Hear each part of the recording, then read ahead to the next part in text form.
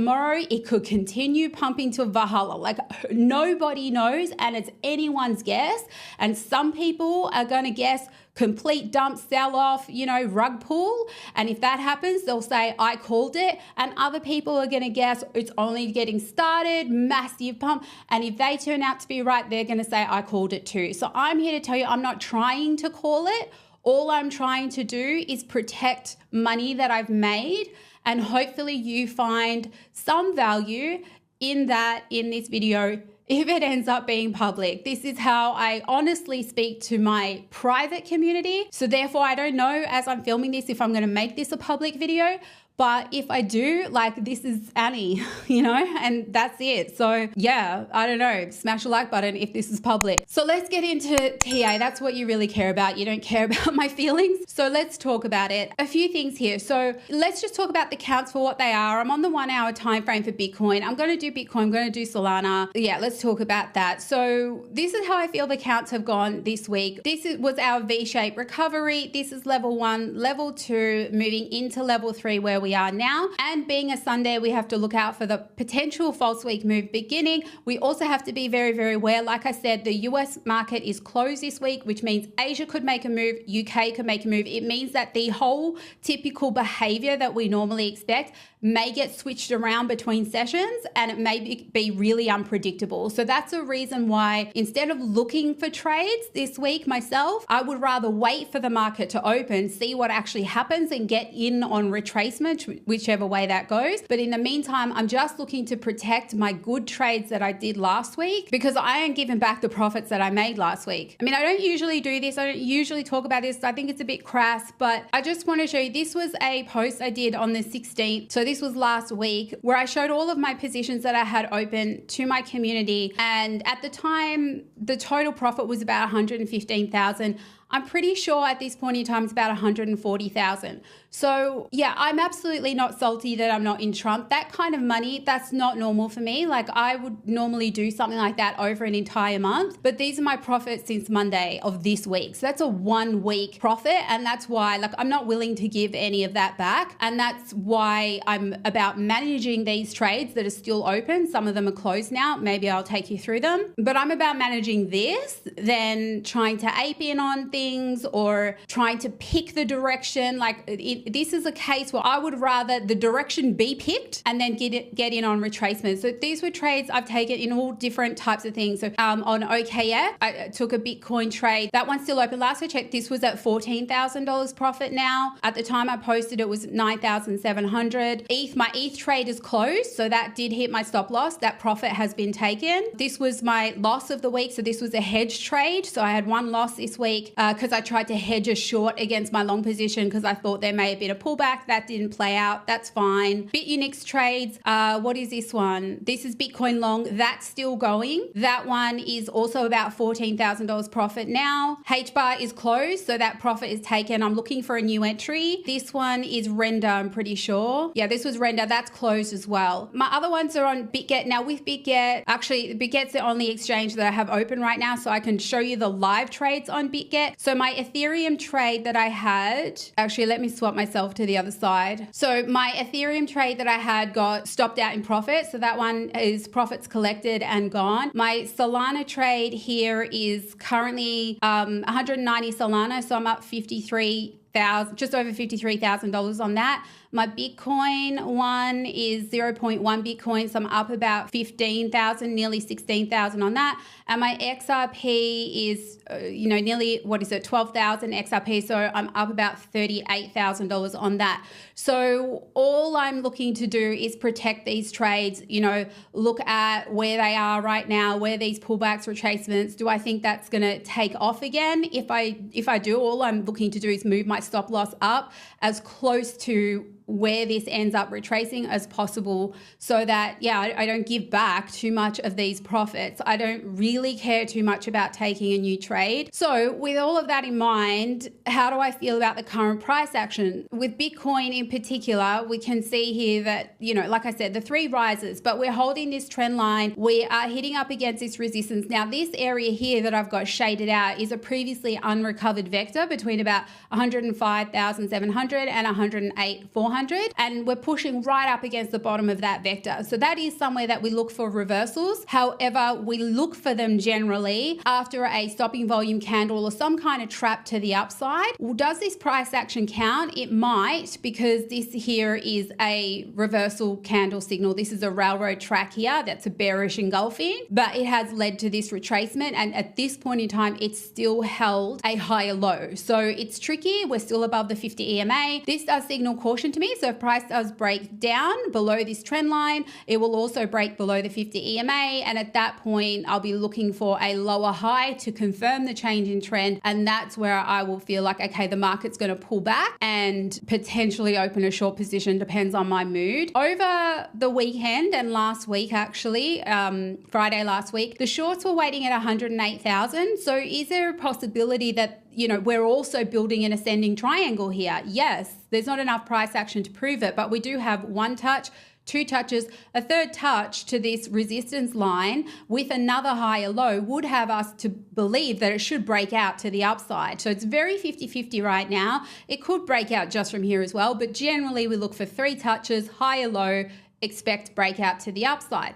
Let's see if those orders are still there on the heat map. So we do have some trying to hold the current resistance at 105,400, not super large, but they were there. The 108 was up here and they have reduced a lot. So that could be that they've reduced because they've moved down. That's one possibility. Or it could just be that there's no interest in shorting Bitcoin right now. You know, we do have large orders down here at $100,100. So maybe people are hoping for a pullback to get in, which on the chart, that would be this here. So a pullback to the 200 EMA to get in to go long again. That's another possibility. So that also means you have to think carefully about whether or not it's worth shorting. Even if we broke down, retest and started to head down, the initial target, as long as those orders are there, it's only going to be the 200 EMA, which isn't a huge trade, but it depends on the volume that comes in on a move down. It depends when. Like, do we move down on the market open, or do we move down on the dead gap zone, which we know is a manipulated time of the day anyway? Like, it's all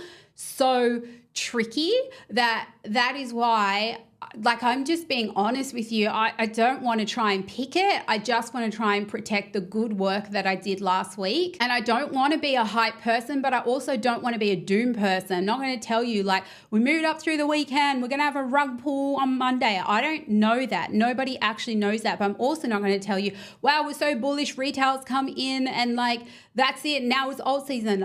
Like, I can't do that. Like, maybe I won't get views because of it, but I can't be that person. So anyway, I think I've given you enough of my idea on Bitcoin and what I would do, what I'm looking for personally. And at the end of the day, how am I protecting my trades? Well, currently the high of the week is here at 102,762.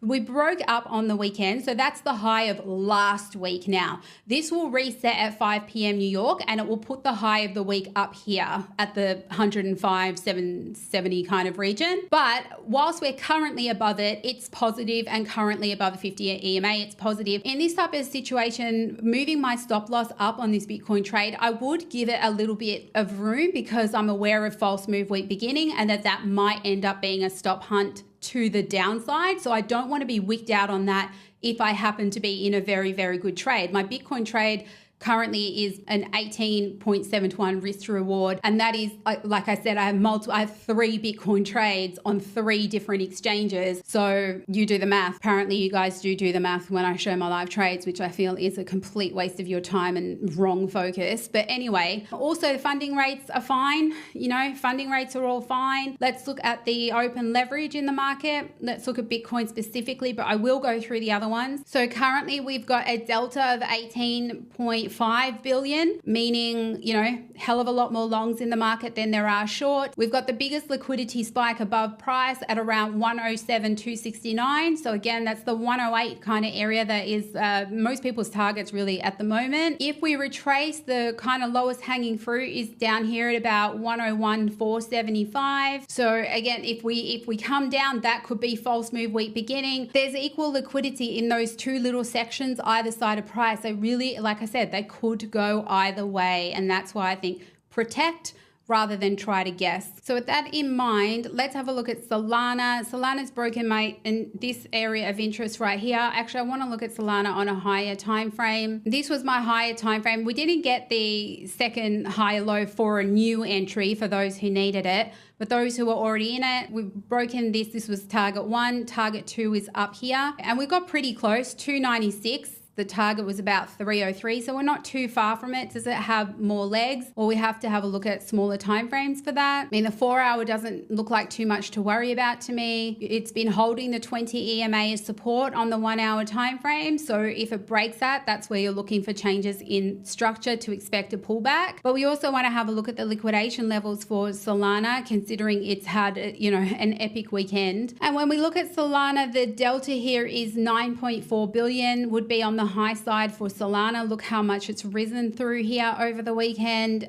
Liquidity, the highest point above price is at around 289, but it goes all the way up to currently about 302, so pretty close to our target there. The lowest with the largest spike is at around 259. You let the beasts go, you know what I mean? Don't be the liquidity, because the more people that try to catch shorts and their only reason is because it ran up, the more liquidity you provide above price, and then you give it the momentum to keep going. So yeah, like I said, these targets are more for knowing where to protect your trade. So if you're in a Solana long, where would you put your stop loss? Currently, probably somewhere just under around the 1-hour 50 EMA. But XRP also, it hit my target. It looks like it's flagging, as long as it doesn't break down too much further. I mean, it can break down all the way to the 200 EMA, but ideally not. Like ideally, this is it, because in this move up here, we've got 1, 2, 3, 4, 5. Then we have, this is what we would expect next if we're going to remain bullish. So hopefully that's going to hold as support, and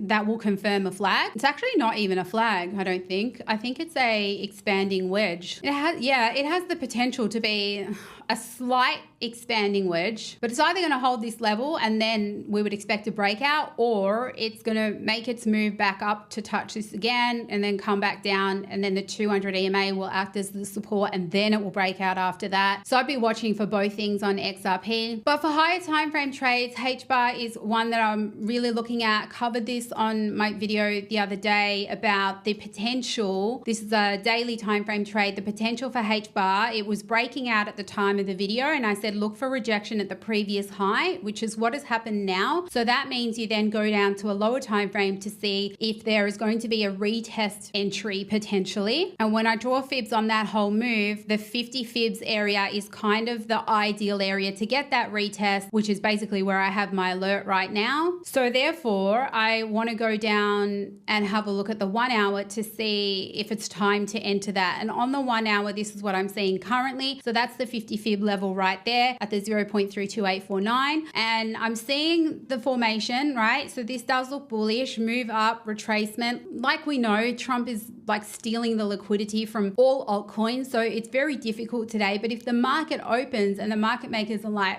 give it back to the altcoins, then this is going to be a really good setup when we get the final confirmation that the low of this wedge is in. It's like a double bottom potentially, or a higher low might end up presenting a good entry if it doesn't happen until the market opens. That could be good. But if it drops below the 200 EMA, that setup is invalidated and it would just be hands off and looking for a whole new setup. I'm not going to give up on an entry on HBAR. I do want an entry. Whether or not it's going to be here or later on, that part I don't know yet, but this is going to be one of the first ones that I'm looking at for an entry when I see some sort of a hint of market recovery. Now, I do cover all of these trades inside my Discord, so if you are wanting to come in, be part of it, every single one of these trades that I showed you earlier, they also were all shared in my Discord so that the community could take them as well. And if you're wanting to get in on stuff like that, consider joining us at TTC. The membership comes with all of the courses so that you can learn this trading strategy in full, our private Discord, and we do multiple live sessions per day. So link in the description of the video if you are wanting to join us at TTC. And if I don't end up making this video public, then you're already